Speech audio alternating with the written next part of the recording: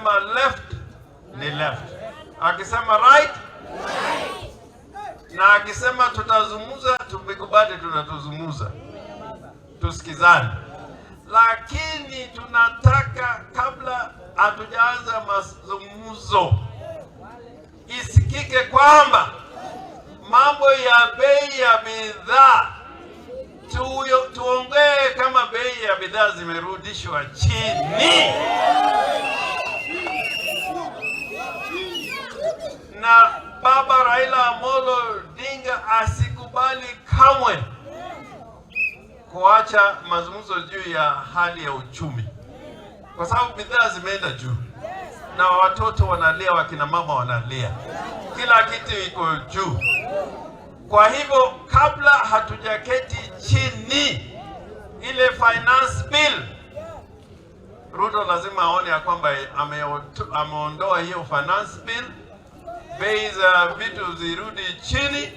Sasa sisi hata tunazungumza kwa hali nzuri, ambao tutapata chakula, tunaweza kulipa karo za shule na vitu kama hayo ama hiyo.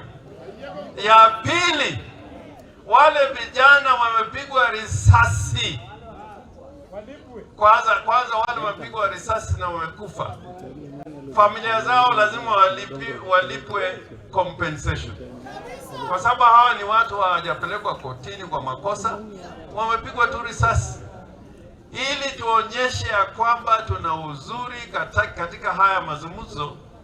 Hawa wenzetu lazima wakubali walipe compensation.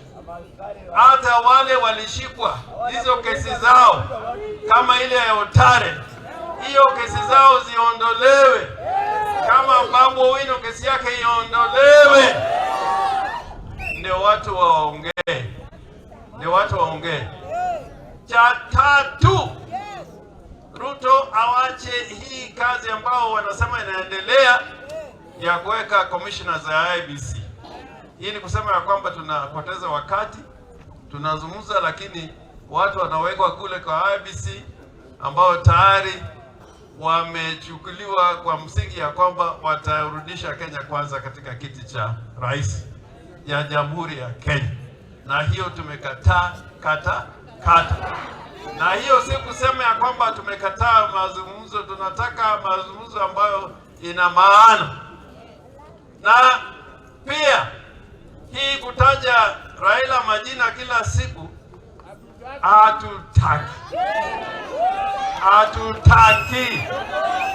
Raila ni kiongozi wa kitaifa na anajulikana, alileta katiba na ameweka Kenya katika hali hii ambapo tuna demokrasia.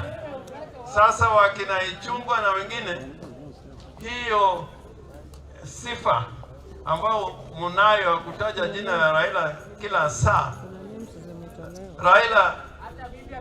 Raila ni mtu ambao ana sifa pembe zote za dunia na anastahili heshima.